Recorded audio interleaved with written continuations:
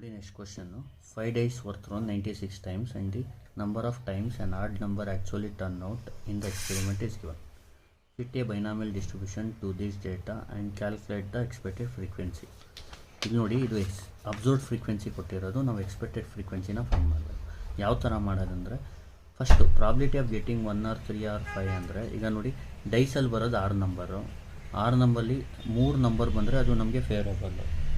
ಅದಕ್ಕೆ probability of getting 1 or 3 or 5 ಅಂದರೆ 3/6, that is ನನಗೆ 1/2 is equal to P. Q ಅಂದರೆ 1 - p, 1 - 1/2 ಈಸ್ 1/2. ಈಗ ಎನ್ ಅಂದರೆ 5 days ಆರ್ ಥ್ರೋನ್ ಅಲ್ವಾ, ಅದಕ್ಕೆ N is equal to 5. P of X ಅಂದರೆ N C X P power X Q power N minus X substitute ಮಾಡಬೇಕು. 5cx 1/2 power X 1/2 power 5 - ಎಕ್ಸ್. F of X ಅಂದರೆ 96 times P of X, ಯಾಕೆಂದರೆ ಆ 5 daysನ ನಾವು 96 times throw ಮಾಡ್ತಾ ಇರೋದು.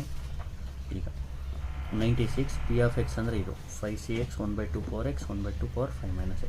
ನೋಡಿ ಎಫ್ ಆಫ್ 0 ಅಂದರೆ ಎಕ್ಸಾಕ್ಟ್ದಲ್ಲಿ 0 ಹಾಕಬೇಕು. ಎಫ್ ಆಫ್ 1 ಅಂದರೆ ಎಕ್ಸಾಕ್ಟ್ದಲ್ಲಿ 1 ಹಾಕಬೇಕು. ಎಫ್ ಆಫ್ 2 ಅಂದರೆ ಎಕ್ಸಾಕ್ಟ್ದಲ್ಲಿ 2 ಹಾಕಬೇಕು. ಎಫ್ ಆಫ್ 3 ಅಂದರೆ ಎಕ್ಸಾಕ್ಟ್ದಲ್ಲಿ 3 ಹಾಕಬೇಕು. ಎಫ್ ಆಫ್ 4 ಅಂದರೆ ಎಕ್ಸಾಕ್ಟ್ದಲ್ಲಿ 4 ಹಾಕಬೇಕು. ನೆಕ್ಸ್ಟ್ ಎಫ್ ಆಫ್ 5 ಅಂದರೆ ಎಕ್ಸಾಕ್ಟ್ದಲ್ಲಿ 5 ಹಾಕಬೇಕು. ಗೊತ್ತಾಗ್ತಿದೆಯಲ್ವಾ? ಈಗ ಇದನ್ನ ಕ್ಯಾಲ್ಸಿಯಲ್ಲಿ ಯಾವ ಥರ ಮಾಡೋದು ನೋಡ್ಕೊಳ್ಳಿ. 96 into 5cx into 1/2 power X into 1/2 power 5 - X. Calculate. Exactly 0 ಹಾಕಿದ್ರೆ ಆನ್ಸರು 3.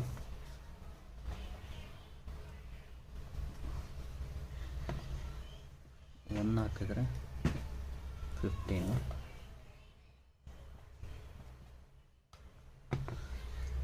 2 ಹಾಕಿದ್ರೆ 30. 3 ಹಾಕಿದ್ರೆ 30. 4 ಹಾಕಿದ್ರೆ 15. 5 ಹಾಕಿದ್ರೆ 3. ಆ ಥರ. ಇದು ಎಕ್ಸ್ಪೆಕ್ಟೆಡ್ ಫ್ರೀಕ್ವೆನ್ಸಿ, ಇದು ಅಬ್ಸರ್ವ್ ಫ್ರೀಕ್ವೆನ್ಸಿ. ಗೊತ್ತಾಗ್ತಿದೆ, ಇದು ಅಬ್ಸರ್ವ್. ಇದು ನೋಡಿ ಪಿನ ಫೈಂಡ್ ಮಾಡೋಕ್ಕೆ ಇನ್ನೊಂದು ಪ್ರೊಸೀಜರ್ ಫಾಲೋ ಮಾಡೋದು. ಯಾವ ಥರ ಅಂದರೆ ನೋಡಿ summation of F X by summation of F ಅಂತ. P is equal to summation of F X by summation of F. ಈಗ ನೋಡಿ ಸಮೇಷನ್ ಆಫ್ ಎಫ್ ಎಕ್ಸ್ ಏನು 0 × 1 plus 1 × 10 plus 2 × 24 plus 3 × 35 plus 4 × 18 plus 5 × 8 ಎಷ್ಟು ಬರುತ್ತೆ? 275 ಬರುತ್ತೆ.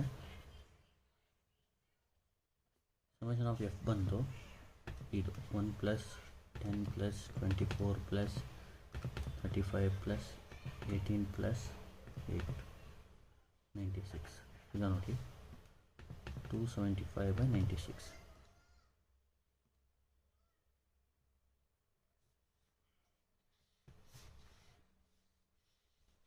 ಒಂದು ನಿಮಿಷ. ಇದು ಪಿ ಅಲ್ಲ. ಈಗ ಪಿನ ಯಾವ ಥರ ಫೈಂಡ್ ಮಾಡಿ? N P is equal to 2.86 ಆಗುತ್ತೆ. Therefore P is equal to 2.86/n ಎಷ್ಟು 5. 2.86/5 ಎಷ್ಟು ಬರುತ್ತೆ? 0.572. ಈ ಥರ ಬೇಕಾದರೂ ಫೈಂಡ್ ಮಾಡ್ಬೋದು. ಅಪ್ರಾಕ್ಸಿಮೇಟ್ 0.5 ಬರುತ್ತೆ. ಅರ್ಥ ಆಗ್ತಿದೆಯಾ?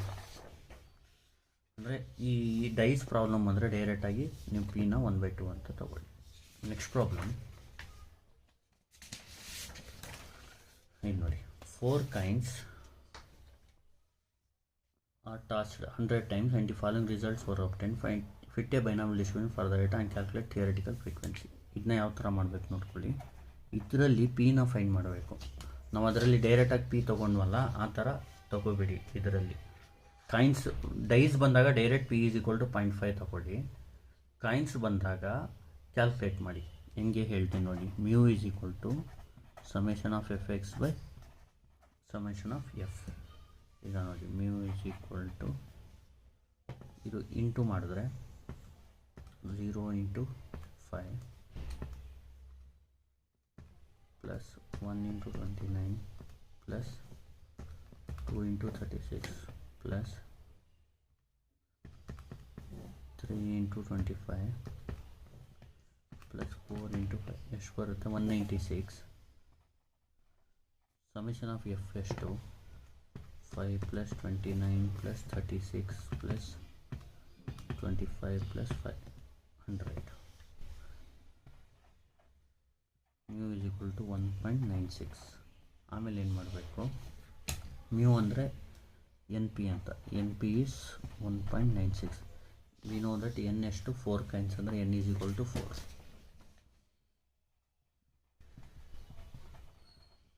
ಪಿನ ಫೈಂಡ್ ಮಾಡೋದು ಯಾವ ಥರ 1.96 ಡಿವೈಡ್ ಬೈ 4.49 ನೋಡಿ ಪಿ ಸಿಕ್ಕ ತಕ್ಷಣ ಕ್ಯೂನ ಫೈಂಡ್ ಮಾಡ್ಕೊಳ್ಳಿ ಕ್ಯೂ ಏನು 1 ಮೈನಸ್ ಪಿ 1 ಮೈನಸ್ 0.49 ಅಂದರೆ 0.51 ಆಗುತ್ತೆ ಈಗ P of X formula N C X P power X Q power n minus x p of x is equal to n ಎಷ್ಟು 4 ಬರ್ಕೋಬಿಡೋಣ n is equal to 4 cx p is 0.49 power x q is 0.51 power 4 minus x ಈಗ f of x ನ frequency ಅಂದರೆ f of x is equal to 100 times ಅಲ್ವಾ 4 ಟೈಮ್ಸ್ನ 100 time ಅದಕ್ಕೆ 100 into P F of X is equal to 100 times 4 C X 0.49 power X 0.51 power 4 minus X ಈಗ ಇಲ್ಲಿ F of ಏನು ಬೇಕಾಗಿರೋದು 0 ಎಫ್ ಆಫ್ 0 ಅಂದರೆ ಇದನ್ನ ಕ್ಯಾಲ್ಸಿಲ್ ಹೊಡ್ಕೊಳ್ಳೋಣ 100 into 4c x into 0.49 power x into 0.51 power 4 minus x calculate x ಜಾಗದಲ್ಲಿ 0 ಆಗಬೇಕು ಮೊದಲು 6.765 f of 1 25.99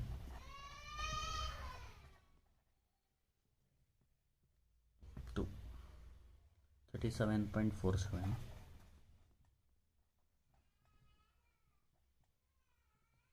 next 2 ಆದಮೇಲೆ 24.24.0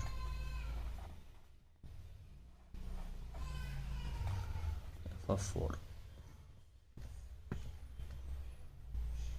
5.76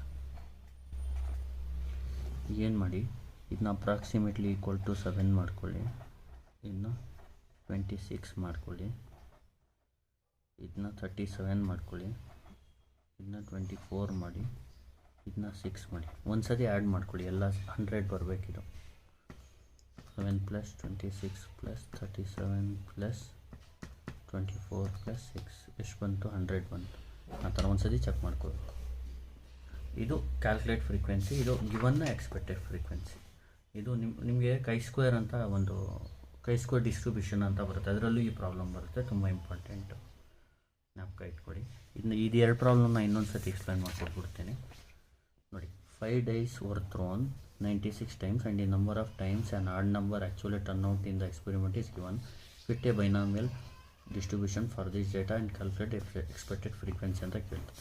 ಈಗ ಡೈಸ್ ಪ್ರಾಬ್ಲಮ್ ಕೊಟ್ಟರೆ ನಾನು ನಿಮಗೆ ಹಿಂಟ್ ಕೊಡ್ತೀನಿ ಅಂದ್ಕೊಂಡು ಡೈರೆಕ್ಟ್ ಪಿನ ಫೈಂಡ್ ಮಾಡಿ probability of getting 1 or 3 or 5 3/6 ಯಾಕಂದರೆ 1 3 5 ಬರೋದು daily 3 time out of 6 time 1/2 ಬರುತ್ತೆ ಕ್ಯೂ ಮೇನ್ ಪಿ ಇಂಪಾರ್ಟೆಂಟ್ ಇದೆ ಇಲ್ಲಿ ಪಿ ಫೈಂಡ್ ಮಾಡೋಕ್ಕೆ ಈ ಥರ ಕಾಯಿನ್ಸ್ ಬಂದರೆ ಈ ಥರ ಮಾಡಿ ಇದು ಟೆಕ್ಸ್ಟ್ ಬುಕ್ಕಲ್ಲಿ ಇರೋದು ಒಂದೇ ಥರ ಮಾಡಿದರೆ ಚೆನ್ನಾಗಿರ್ತಿತ್ತು ಅದರಲ್ಲಿ ಟೆಕ್ಸ್ಟ್ ಬುಕ್ಕಲ್ಲಿ ಹೆಂಗಿದೆ ಹಂಗೆ ಮಾಡಿದ್ದೀನಿ ನಾನು n is equal to 4 mu is equal to summation of f x by summation of f 196/100 ಈ mu ಅಂದರೆ ಎನ್ ಪಿ ಎನ್ ಅಂದರೆ 4p p is equal to 0.49 P ಮಾಡೋದು ಬೇರೆ ಥರ ಅಷ್ಟೇ ಎಲ್ಲ ಆಮೇಲೆ same. Q is 1 minus P, ಆಮೇಲೆ P of X formula. N ಅಂದರೆ ಈ 5 ಡೈಸ್ ಇದೆಯಲ್ಲ ಅದು ಎನ್, ಇಲ್ಲಿ ಈ 4 ಕಾಯಿನ್ಸ್ ಇದೆಯಲ್ಲ ಅಲ್ಲಿ N4, ಇಲ್ಲಿ N5. ಪಿ ಆಫ್ ಎಕ್ಸ್ ಅಂದರೆ ಇದು ಫಾರ್ಮುಲಾ ಸಬ್ಸ್ಟಿಟ್ಯೂಟ್ ಮಾಡೋದು.